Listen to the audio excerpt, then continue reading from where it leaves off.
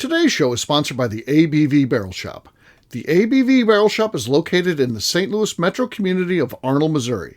The ABV Barrel Shop is focused on one thing, single barrels. Best of all, you can try before you buy. Head over to abvbarrelshop.com to sign up for their email and text distribution so you know what they have in stock, what classes are coming up, and who from the industry may be coming in to visit. The ABV Barrel Shop.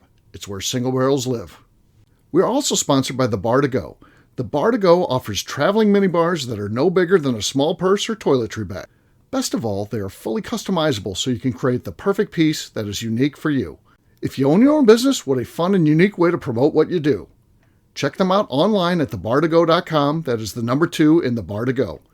If you have wholesale questions, call my friend Isabel Clark at 504-481-1297. Finally, we are sponsored by the Neely Family Distillery. NFD is a family-owned business that keeps ringing up awards in the spirits world. Head to Sparta, Kentucky to experience the family history, award-winning spirits, and meet the Neely family. Check them out online at neelyfamilydistillery.com.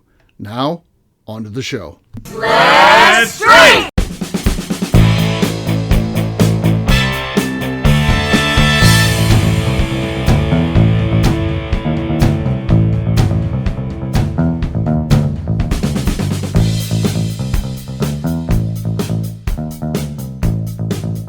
Welcome to the Bourbon Daily, the podcast about everything bourbon delivered to you every day of the week. Today on the show, we are talking about holiday gift sets. My name is McNew. Please join me in welcoming my co-host, Steve Bailey, along with our special guests, Tim Swyatt, Lenny Eckstein, and Bo Cumberland. Hey gang, what's up?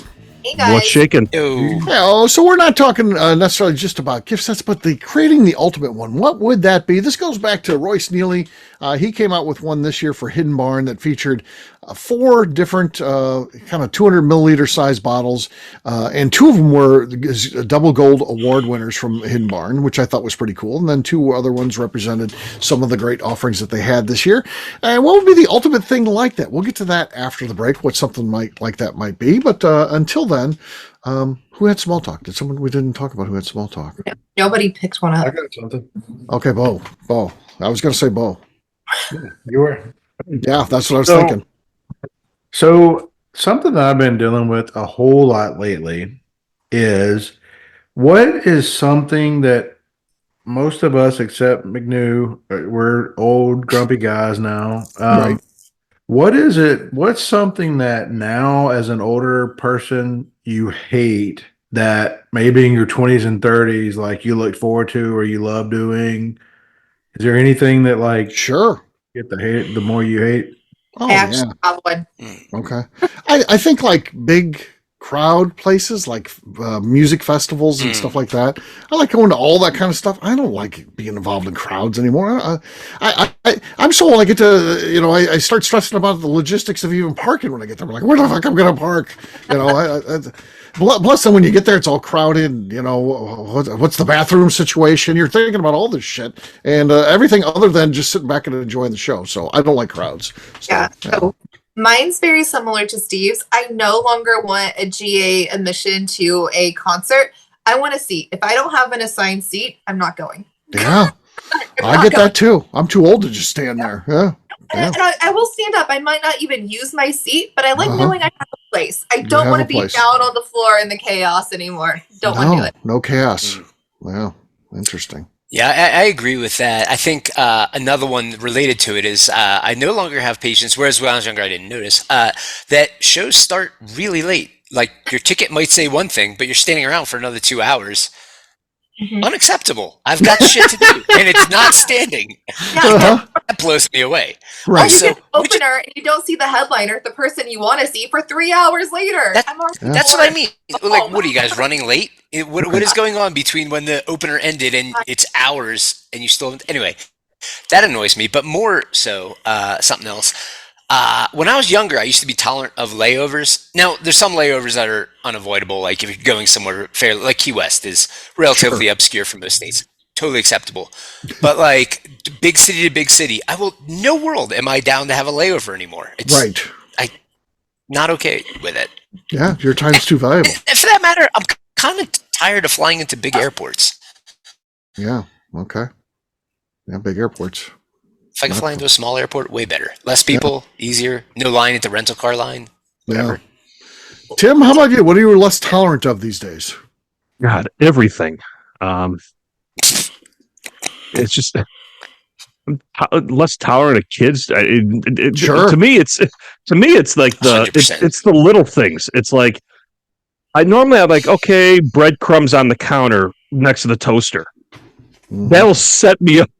Really? One day I'll be pissed about that. It's these little things like when you pick up your shit. Right. And I'm like, normally I would normally do it, go through the whole process, everything. It's just part of a process. And I'm like, God, I've been doing this for 27 years. Yeah. How have I been doing this for? Yeah. I don't know. My kid made himself a bowl of cereal this morning. I came home. I forgot how many hours later, and the milk's still sitting on the counter. Oh my God, damn it! Trust me. Oh my God, it's probably because I've been parenting so long, and I'm finally coming out of it. I realize there's a world out there that you. Oh, had that picture of his kid got that shit out of the freezer the other day. Like a the bag was mauled by a tiger. Oh, yeah, I saw that. There's no difference the way he opened that up versus how a tiger would have opened it. 100%. No, there's none. Yeah. Bear. And the truth is, there's probably no difference in how he opened it than how I would have opened it at 16. But now that I'm an adult, it's like that's an example of how that aggravates you. Yeah, it's all the things. I don't like stuff on our kitchen counters. I like stuff put away. And I came home. I had to go to the office the other day. I come home and like Chris works nights now, so he like made himself toast in the morning. I was like, "Why the hell is the toaster still out?" He was like, "It was still hot." I'm like, "It cooled down once you ate your goddamn toast. It's not a stove. You can put it away." He's like, "I forgot. Oh, it was hot." Oh. I'm like, "Put your shit away." Toaster has to get put away. Oh, geez. That toaster's just out all the time. No, I don't Yeah. want to see it. It's ugly. I don't want to see it. I don't want to see the Get toaster. a better looking toaster. They make good looking toasters these days. I still don't want to see it. I like My this toaster's exquisite looking. People come over and be like, "That toaster's breathtaking." I said, "Thank you." Make some cool ones, but no, I come over just for the toaster. Yeah, exactly. Bo stops in at least twice a year just to be like, "You still got that toaster, man?" I'm like, "Yeah." Yeah. I'm like, what else is going on? He's like, "No, that was it. I'm And there's little crumbs all around it. And I'm like, do you think that I don't want to walk in a clean room every now and then? You always get to walk in a clean room. Fucking pissed. I've got another one, and it doesn't bother me. It just happened. But it will bother Amy tomorrow that I did.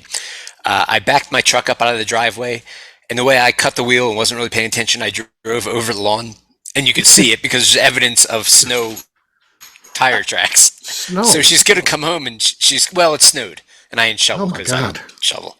Yeah. So sure. she's going to come home and say, when you do that, you went over the sprinklers. And I'm going to have to say, yes, I did that to annoy you. That's why I drove over the sprinkler. Because I meant to. Right. Yeah. Yeah. Well, they never stop teaching, and we don't need to be taught. We don't need to be taught. Chris doesn't need to be taught to put away the toaster. You should know to put away the he's toaster. an adult. He's made a decision not to put away the toaster. Why does he have to be corrected on that? Yeah. He had a bad day to get the toaster put away. Why do we got to rub his nose in it like they used to do with the dogs? Yeah. I can fix that dog. I'll rub his nose in it. No, it doesn't work. I mean, it's okay to do that to kids, but not. Sure. Yeah. God, Yeah. I'm not your mom and I'm not your maid. Put your shit away. Okay. I got one more for you that kind of frosts me is the how people order coffee. Just it's so completely out of control. Coffee? It's ridiculous. Coffee. You go That's to a you go, voice I always affectation. work with Starbucks Yeah. because I'm like, if I have to go to Starbucks for the only reason I'll go is because somebody from work's going, and then I just have fun with the barista. I'm like, my name is what's your name? Oh, Cinnamon with a Z. I'm just totally. Venti is not large. Grande is large. That whole Paul Ruth. It's so Venti means 20, where you just stop it with all your calf, Americano, blah blah blah.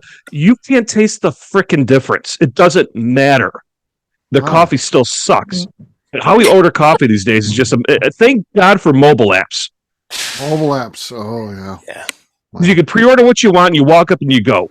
I'll never forget when Dunkin' Donuts started the mobile app. I was such a frequent user. Now there's some good coffee. Tell me about it.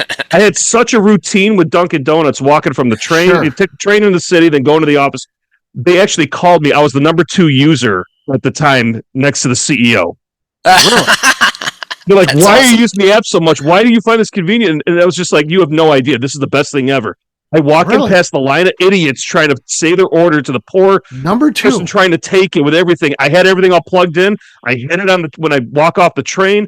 I'm there at 5 minutes. It's Mr. Swine. Here you go. Thank you very much. And I'm out the door. Already done, pre-made, done. Yeah. It was hysterical. We had a great conversation with the technology team of how to improve the Dunkin' Donuts app when it first came out. Oh, it's why it works so exquisite now. It's got the Swine touch. So I have the Swine touch. That's exactly right. That's how it happened. That's nice. Yeah. Bo, you asked this question. What's something that aggravates you? Mine is like most of your alls, it's people based. So, in my teens and 20s, and I used to love going to concerts. I used to love going to like sporting events. And now I'm a college football fan. And since I've been in Kentucky, I've probably had 3 or 4 people invite me to go see, UK play or Louisville play. And 100 times out of 100, I would rather sit in the living room of, my living room. Sure. Watch it on TV. Heather, just last night, went to a concert in Louisville, and she was texting me the whole time. Can you believe these people did this, or the bathroom line is this, or drinks are $16 a piece, or whatever. It's like, you know what? I was texting back. If I have to piss right now, I could just go. I don't have to wait in line. Yeah. Guess what? I have a bar here. He's at his house. He can just piss in the chair if he wants. Yeah, I can just piss on the floor if I want. There's nothing illegal about that. You can sit in your Barca lounge and just piss it. There's not a thing they can do. But if she did that where she was, she would go to jail. Exactly. Think about that. Think about that. You have freedom of piss when you're at your house. Before you go out the next time, think about your think about your freedom of piss you have within the confines of your wall. Anywhere goes. There's not a thing they can do. You can tell the authorities. You can call in when the mayor's on or whatever. Be like, hey, guess what? I just pissed in the corner of my basement. There's not a thing they can do. They can be like, get them, and then they'd be like, no, we can't do anything. There's nothing we can do. They might send a wellness check to be like, knock at your door. Yeah. Freedom of piss. Kind of like what in Dancing with Wolves when the local general stands there. I pissed myself and no one could do anything about it. Well, there you go. It's very similar. He does shoot himself right after that. Right. So now, I tell you what, in Russia, you can't. Like if you're like, I just pissed into my living room, they'll come and get you. KGB you're will arrested. get you. Oh yeah, KGB takes you away. 100%. There's probably just a camera waiting. They just know instantly when it happens. Right. Yeah, it does. See the temperature variation. Yeah, surveillance. For sure. On that note, guess what, gang? It is time to drink. What is everyone drinking?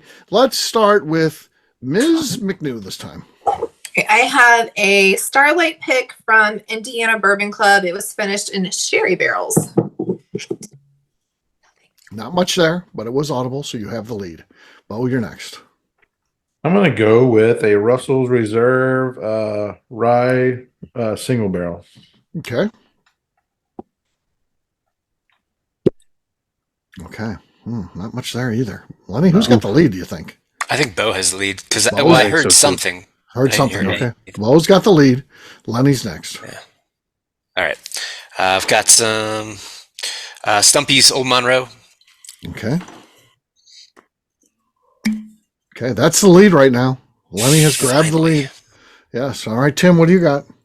I've got a bottle of some friends who are on my next flagship whiskey event in January from Rush Creek Distilling. This is their bourbon finished in maple syrup barrels. That was a cool sound. It sounded like an eyedropper. What is the deal with that? It's something that has to do with Wyoming. Yeah, I It guess. sounded like raindrop in a puddle.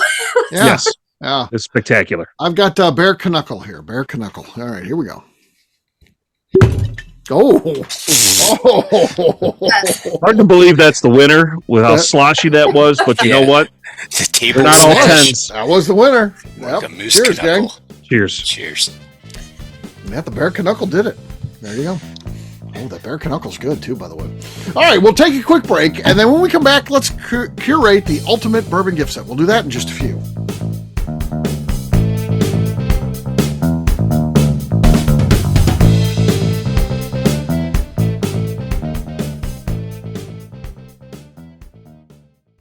Okay, let's talk about the people that make these shows happen.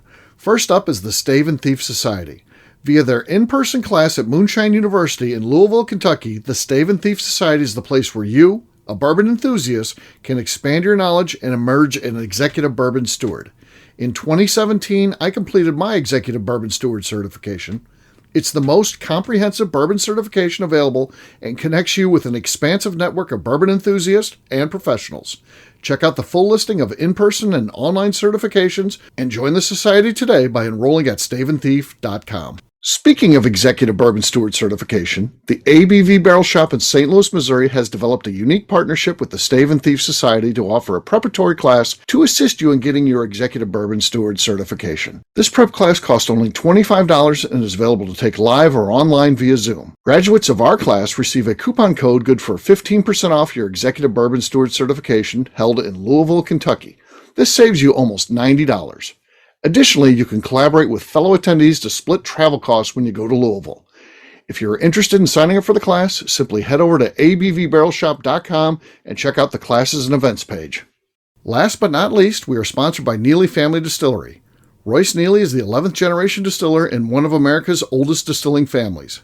A visit to Neely Family Distillery takes you through family history, where you can see all the artifacts and newspaper clippings through the years from this family that started distilling in America after James Neely arrived from Northern Ireland in 1740. Today, Royce Neely and his team are crafting some of the best spirits in America. Their bourbon and absinthe offerings keep winning top honors in the spirits competitions. Recently, their absinthe made history as the first platinum winner in the absinthe category at the San Francisco Spirits Competition.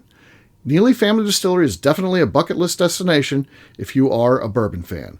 Learn more about their spirit offerings, visiting their facility, and the awards they have collected over at neelyfamilydistillery.com.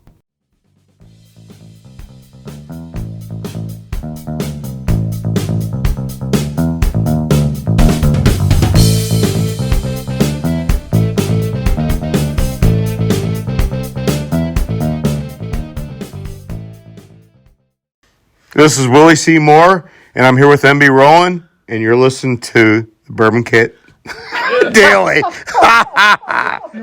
Welcome back to the Bourbon Daily. Today we're putting together the ultimate bourbon gift set. Yes, we are. I'll kick this thing off because I've got one that for years that I think should be a bourbon gift set. Little Book, and you could do it like a 200 milliliter of Little Book, and then the components. Okay, here's the whatever it happens to be that year. You know, Canadian whiskey, corn whiskey, 16-year-old beam, whatever the components are. And again, you're not even getting the amounts that are in there, because they'll never share what the blend is. But see if you can make it yourself. You've got the base, you've got the little thing of Little Book in there, and then you got the components. Mix it up, see if you can figure it out. Yeah. That'd be kind of fun, right? Have you already sent the email to him, Steve? You're real excited about that one. Well, I talked to Freddie himself, and I was like, "Oh, that's a good idea," but he never did anything with it. There you go. He's probably thinking I'm going to forget. He's waiting long enough because he's like Akeley's old. He's going to forget this, and then waits out the statute of limitations a couple years, and then here we go. Out with it, and then be like, awesome. Freddie No and Freddie No alone came up with this idea. This is what I want to do. Yeah.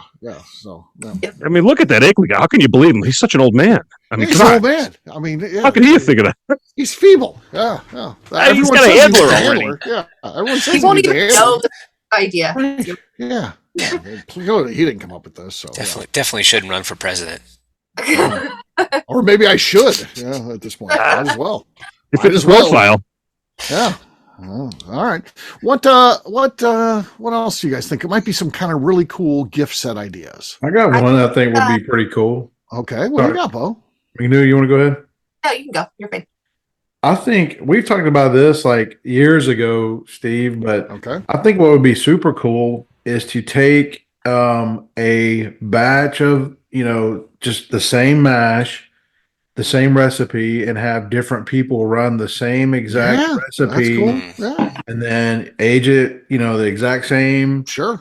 And then put out a gift set that has, 3 or 4 different bottles from different distilleries that, you could taste the difference. I think that would be super cool. It seems like it should be on us to do that too, because we have the context. Well, we saw how the rum. Just going to say that. Hey, Royce is finally getting into it. So you got another one. The Deer Ham rum is fucking awesome, by the way. Really? Okay. Oh yeah, it's good.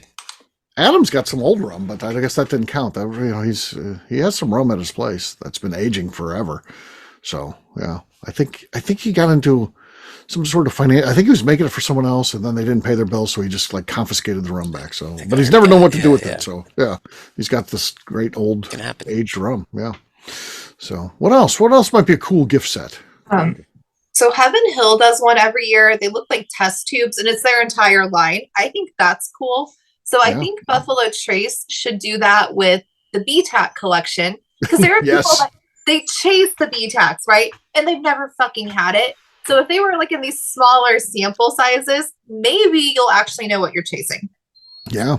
Well, they could definitely get a premium. I mean, whatever they sell the bottles for, you can put a multiplier on there and be like, well, you probably can't find the regular bottles, but this test tube set, yes. Yeah, and they don't have to be test tubes, just like some. Well, they got to be test tubes. Nope, you said it's too late. You can't go back. Too late. Too late. Whatever. Test tubes. That's locked in. Everybody gets media samples, is what that means. That's what happens. Sample sizes. People would pay a shit ton of money for it too. They're absolutely getting a premium on it. They're not losing anything. I think they should do that. It would be fun. I like the idea. Again, Todd Leopold, great guy. He's selling his 3-chamber Ryan 200 mLs now, and they're $50. And you're like, wow, that sounds like a lot. But you know what? You get 4 of them. That's 800 milliliters, right? Four times. Or excuse me, that's 200 milliliters, right? I don't know what the deal is. At $50, it's $50. 200 milliliters times 4 is 800 milliliters. Yeah, so it's more than a bottle's worth, and about $200 is what you're going to pay for a thing of a bottle of it. So I think it's a good deal.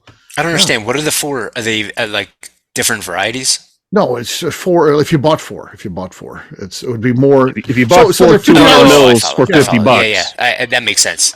Well, the way I explained it, Lenny, I knew that's not on you. My explanation was just horrible there. So old man math. Yeah, better than millennial. Once again, this Freddie Noah will use that as Exhibit A. Let's hear Akeley explain the 3-chamber 200 milliliters. And I was like, they would just throw the case out after that. I'd go through my explanation, and the judge would throw the case out. I'd be like, well, Steve, if you buy 4 and you pay $200, you can drink it all for free. Then it's great. Exactly. Yes. After $200, it's free, guys. Yes. Yeah. Yeah, I got into it, Lenny, you missed this. I got into it with some of our millennials and Gen Z crowd because they sign up for Apple Tunes Music, and they say, because it's free. You get all your music for free. I'm like, it's not for free. You pay $10 a month. Well, yeah, I pay the $10 a month, but then the music's for free. No, it's $10 a month. That's awesome. They're trying to talk me out of downloading songs that I like, and I download some Christmas songs. You pay per song. Who was this argument with, Darren? What's that? Me and Evan Neaters. Okay. Yeah, I said I don't download during the course of a year, maybe 20 songs, probably more like 10. So I'm spending like $12.90 a year, even if it's the $129. I don't get any of the 99-cent ones or the 69-cent ones. I pay $1.29. I'm paying $12.90 a year versus $100 a year because I want all the free music. It doesn't make any sense to me. Yeah.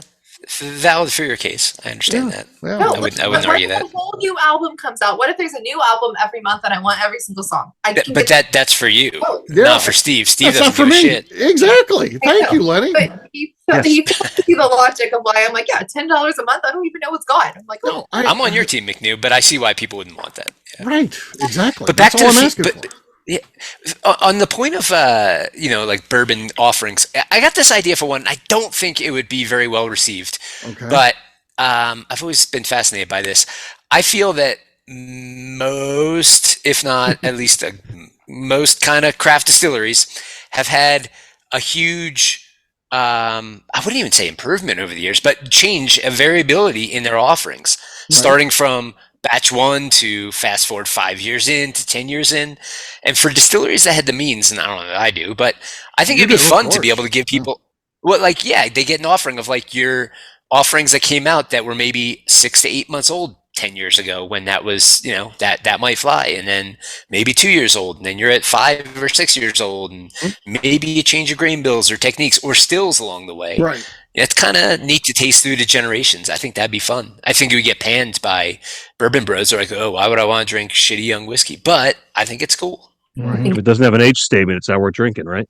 So I also like the idea of like, if they do finishes, if they're known for finishes, just to collect everything you've finished for the year, whatever. Right. Yeah. Like all the a group of distilleries get, because they hate to have a conglomerate inside the company. But if a group of distilleries partner together that all did a maple syrup finish or a honey finish or something like that, and you kind of package all that together Franzia finish. Franzia finish. Yes, that's going to be a thing. It's going to explode. A Franzia 2024. finish. Yes. Finish. Drink it out of the bag. That'd be interesting to see how the different processes that they've done to finish those expressions out as they go. Sure. Especially the White Zinfandel Franzia. That's going to be that'd be a big one. To tag along to what Lenny said, I know you were talking about different products throughout the years, or how you've kind of differed in your distilling throughout the years. But I think a cool thing, and I get to experience this once a year. So I film a tour for these other guys once a year, and we go to different distilleries. But the consistent thing year after year is Greg Snyder from Chicken Cock. He always does one of the segments, and he always brings what he talks about is it's the same product, but we taste it at 6 month, a year, 2 year, 3 year, 4 year. And what's cool about that is, like you're talking about, Lenny, there's a lot of bourbon snobs that would be like, why would I want to taste that? But what I think's interesting is when you taste the 6 month, obviously it's raw, it's not, aged, but the 1 year tastes a little bit better. But what's interesting is like the 2, and when you hit like 3 year, it tastes worse than the 2 year.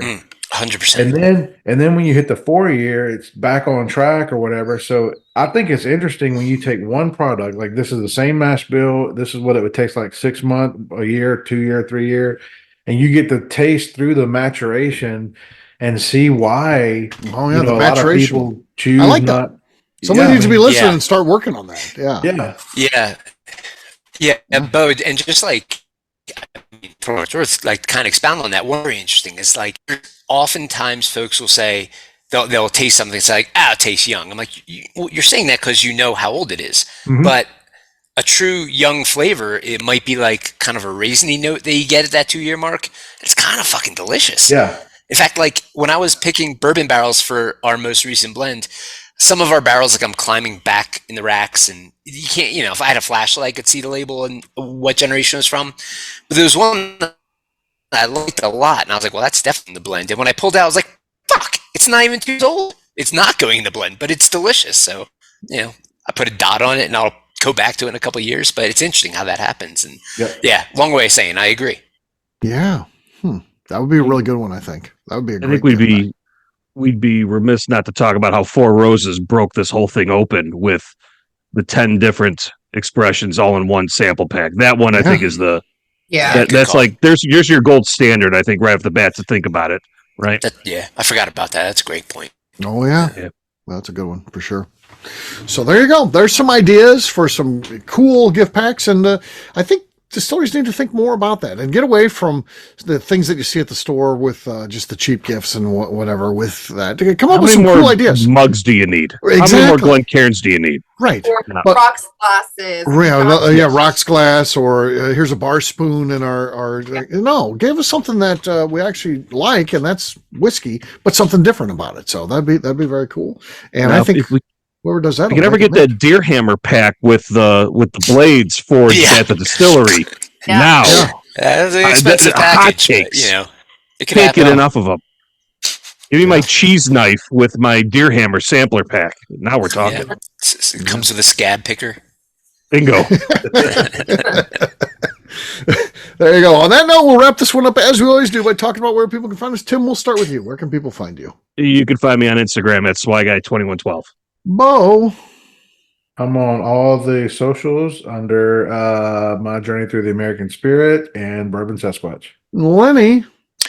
You can find me and the rest of Deer Hammer on social media at Deer Hammer, on the web at deerhammer.com, where you can order our whiskey shipped right to your door, and you can come visit us in beautiful Buena Vista, Colorado, where I'll be making knives for next year's gift pack. There you go. That'll be fun. McNew. I'm on Instagram at McNew, ABV. All right, for me, I'm an easy guy to find. I'm at Steve Akeley on Twitter, Instagram, or Facebook. I've got a website, steveakeley.com. We've also got a company website, abvnetwork.com. That's the one you got to check out. Everything that we do is out there. Previous shows, blogs, so much more, abvnetwork.com. Come by and see us. The ABV Barrel Shop, that place where you can try before you buy. Check us out online, abvbarrelshop.com. McNew, anything else to say before we get out of here? I would like to remind the audience to please give us a 5-star review. That includes comments. It helps new people find the show, which is very important to us. And if you like what we're doing, we ask that you please visit our Patreon page at patreon.com/the ABV Network. Great job today, gang. For audience, we have a brand new show for you tomorrow. Looking forward to that. Until then, take care, everybody. See ya. Bye. See you guys. See ya.